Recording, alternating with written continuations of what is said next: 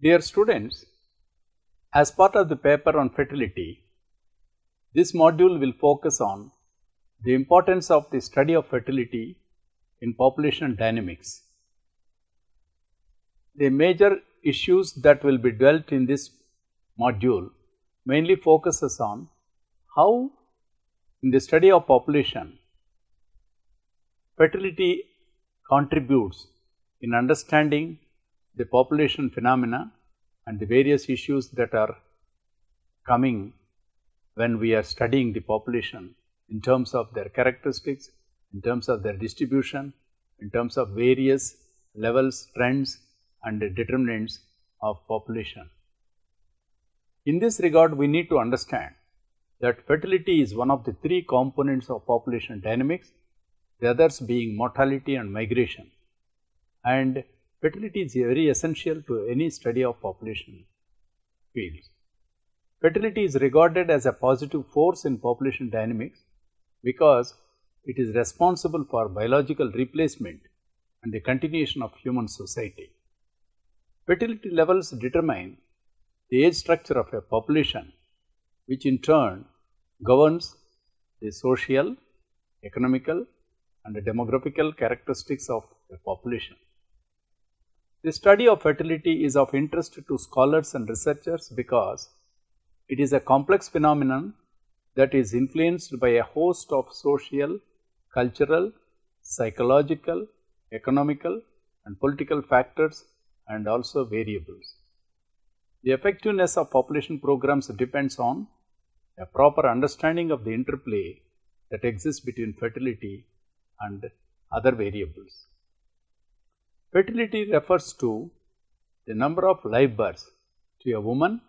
or to a group of women. It is a measure of actual performance and should not be confused with fecundity, which usually refers to the physiological capacity to reproduce. Since it is not possible to measure the actual reproductive capacity of women, fecundity can only be assessed with the help of the maximum levels of fertility or natural fertility ever observed in a non-contraceptive population. In the absence of a conscious effort to control the size of families, the larger the fraction of the population who are in the fertile age range, the more rapid will be the population growth, which will influence the average age of the population structure towards the younger end of the spectrum. In terms of population rather than individuals, fertility is usually expressed by using the proxy measure of birth rates, either it is a crude or standardized for age and sex. Worldwide, there are significant differences between birth rates. For instance, in most of the developed countries, the fertility is very low, and in the developing countries, the fertility levels are usually very high level noticed. And it is a usual phenomena that in most of the developing countries,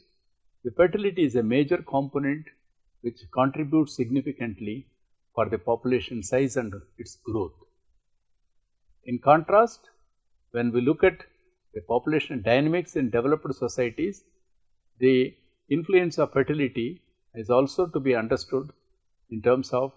the other contributory factors through migration and also the mortality aspect. A major study in the 1980s carried out by the Population Division of the Department of International Economic and Social Affairs of the United Nations Secretariat studied the relationship between population age and sex distribution and crude fertility rates for nearly 21 countries in the developing world, and they concluded that the higher the birth rate, the more marked the birth rate is depressed by the age structure. The study found that all other things being equal, fertility should decline more rapidly in those countries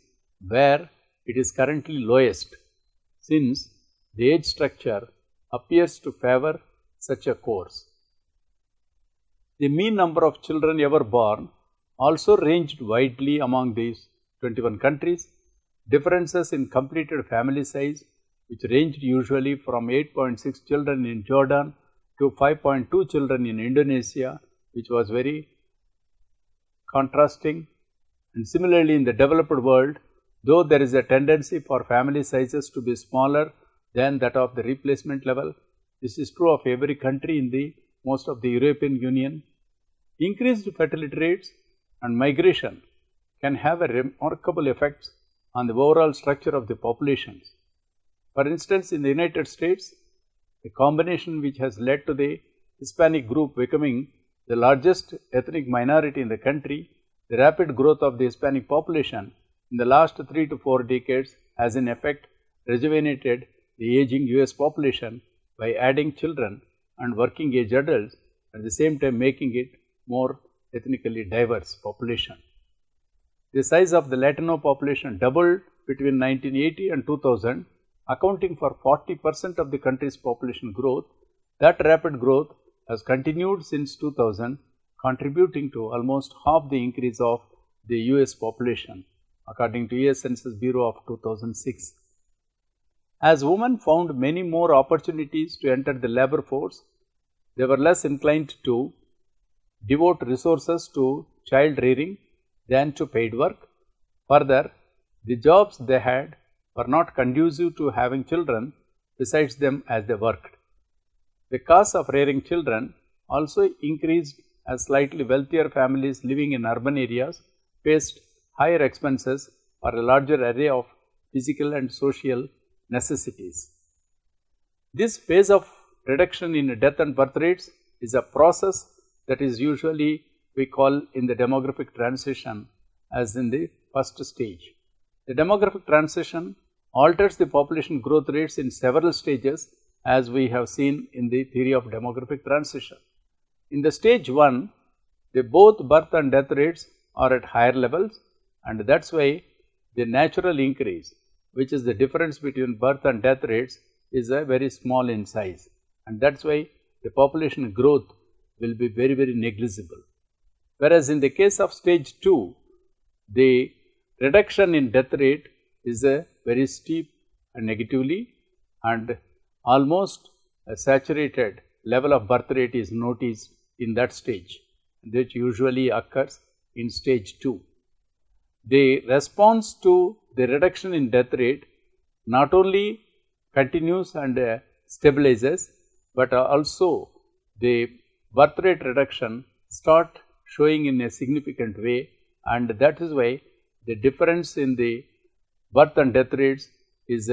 so huge that the natural increase becomes very significant, and the population growth ultimately becomes a major contributory factor. And in the 4th stage, where both birth and death rates starts declining, and in this process the natural increase becomes more and more negligible, and the population growth overall comes down. And in the last stage, where there can be negative growth rate of population, since the mortality not only comes down, but it will become very high relatively compared to the reduction in the fertility, and in this process the negative growth rate can emerge, and that is why the population growth will become negative in those situations. Because death rates fall before birth rates, the population growth initially accelerates, a phase sometimes referred to as the mortality transition, adding a large cohort of young people to society.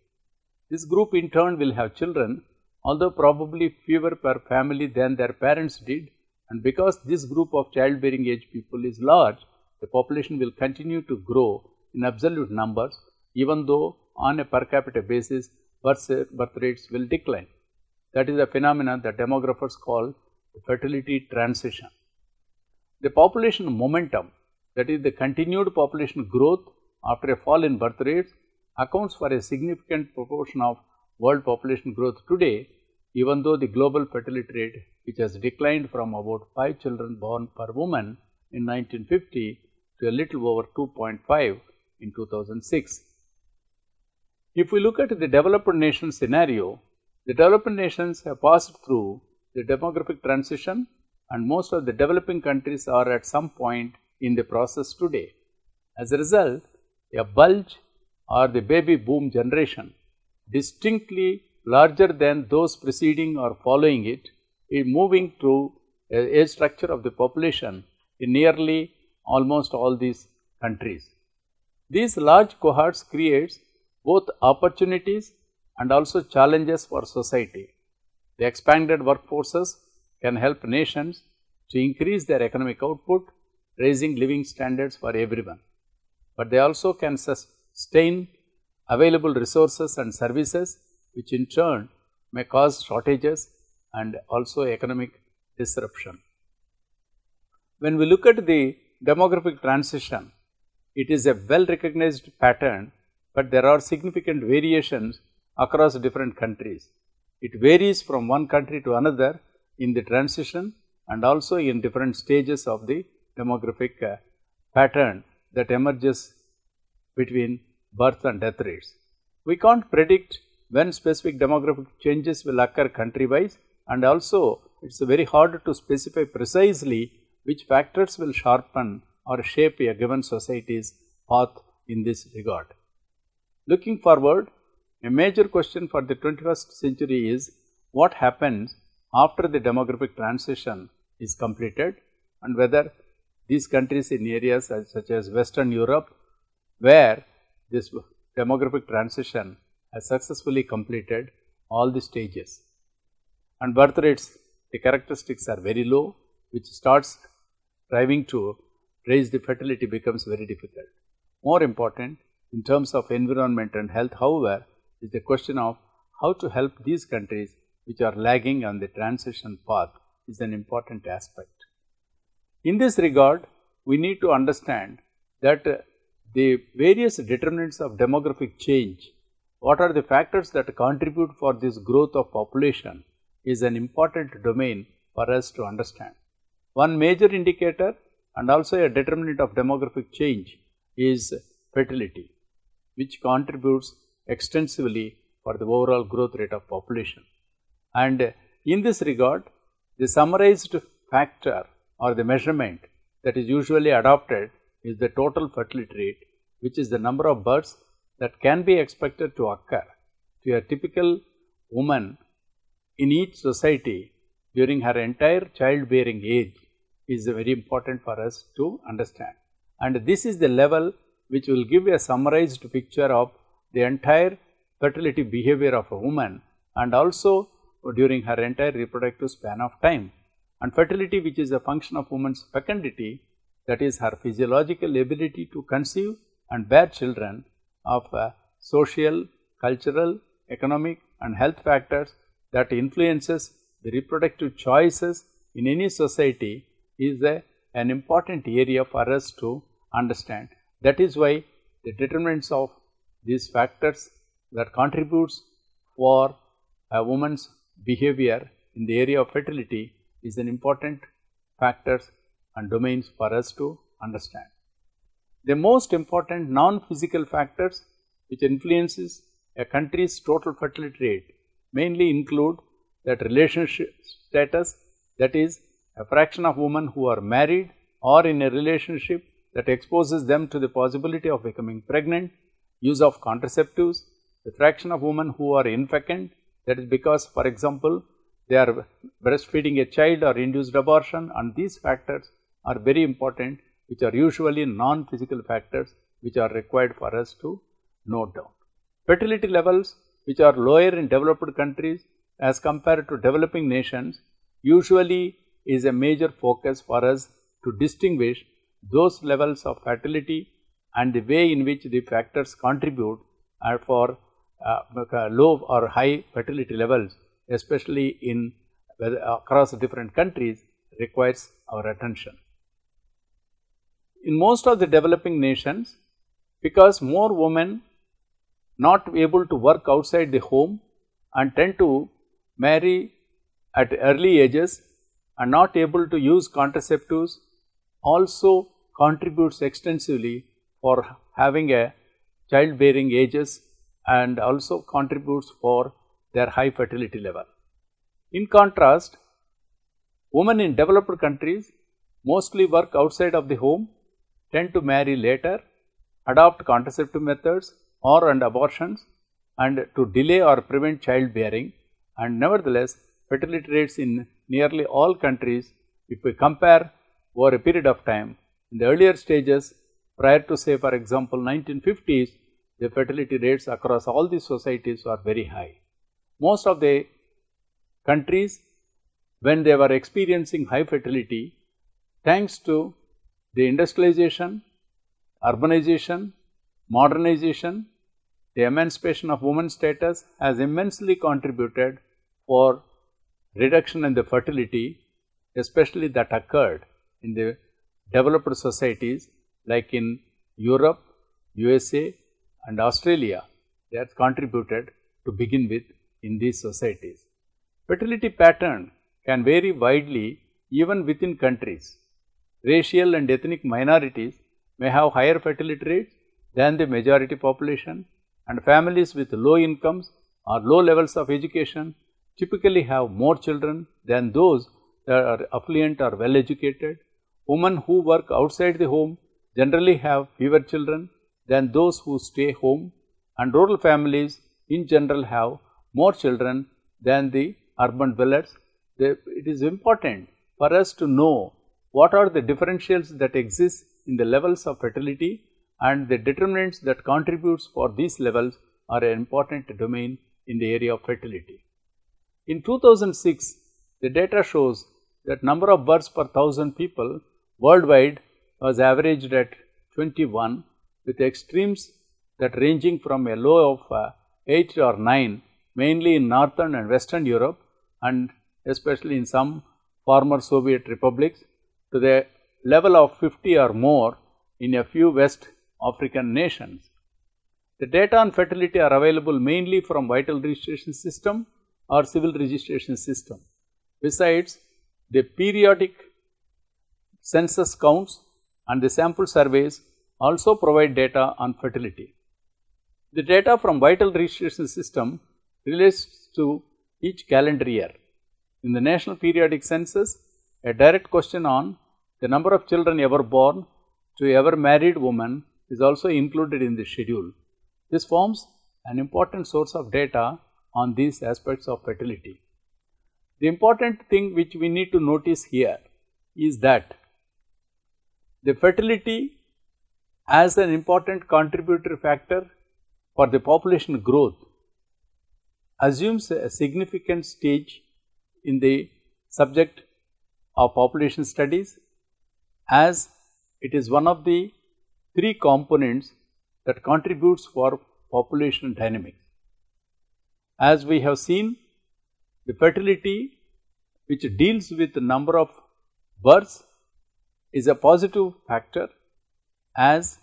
it contributes for the population and its growth. The fertility which is the actual performance of women is an extensive area of understanding, because the level in which fertility stands also determines the level of development of a nation. Most of the developed countries have very low fertility level, which is usually measured with respect to total fertility rate, that is the average number of children born to a woman during her entire reproductive span in a particular society in a particular period of time. And in this process, if we understand that most of the developed countries are experiencing very low level of total fertility rate, in contrast, most of the developing countries have very high fertility level as measured through total fertility rate and other indicators of fertility measurements, and that is very clear that as the development takes place, the fertility level starts coming down, and in this regard, we need to know that the level of fertility is also an indicator of development of a society. And in this very clear-cut levels are noticed that wherever fertility level is very low, the development is very significant for that society and the quality of life of the people is relatively higher. In contrast, wherever fertility is very high is an indicator that those societies are experiencing not only high fertility level, also the risks for mothers who are exposed to reproduction is also very high as reflected through maternal mortality rates and also for the newborn child as reflected through infant mortality rate. That is why when we talk about fertility, it not only contributes for population growth, by studying fertility, we also can understand how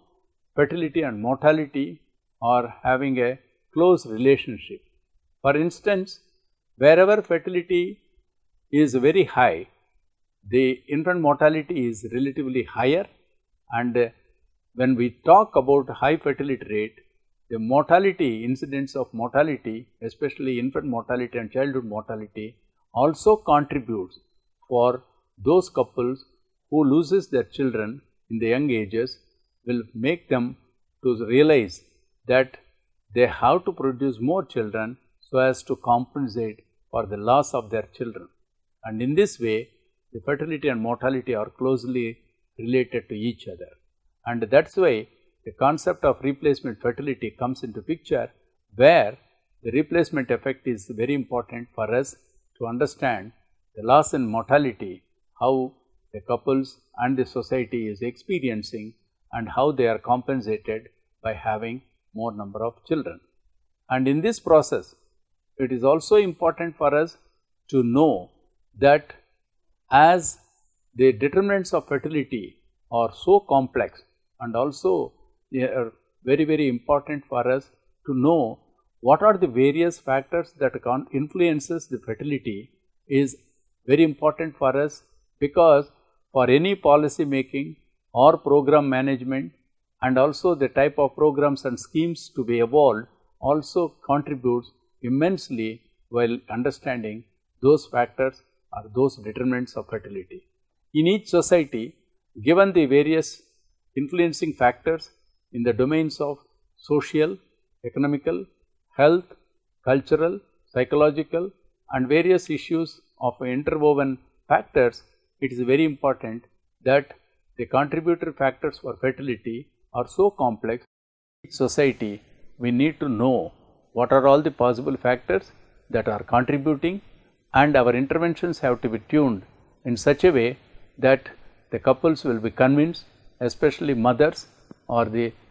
women in general, have to be very clear about how by realizing this low fertility level or small family size adoption will immensely contribute for their higher quality of life.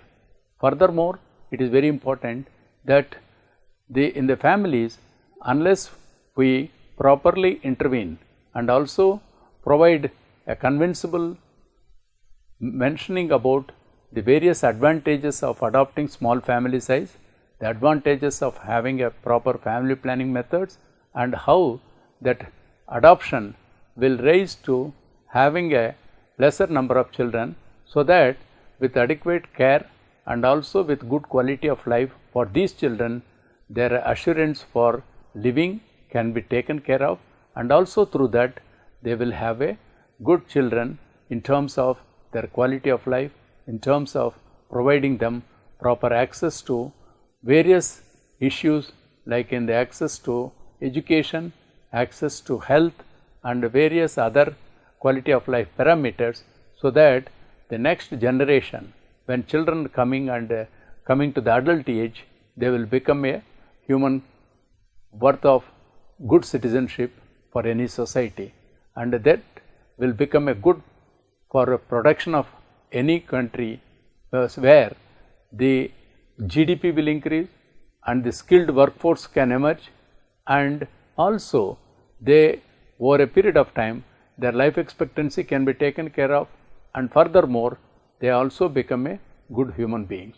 That is why when we look at the contrast between developed and developing countries, the major emphasis is that how best the fertility can be taken care of, especially in the developing countries, because more and more developing countries are experiencing very high fertility. Unless the fertility becomes very low, it becomes a huge problem of population growth. That is why the fertility becomes a major component in understanding the population dynamics, and all our efforts in terms of reproductive and child health programs have a specific contributory factors when we look at in terms of its influence in reducing the fertility and overall in terms of its relation with infant and childhood mortalities, maternal mortality, and also with good access to various healthcare system. And in this way, if the society can influence and contribute for taking care of the fertility, the overall population dynamics can be achieved.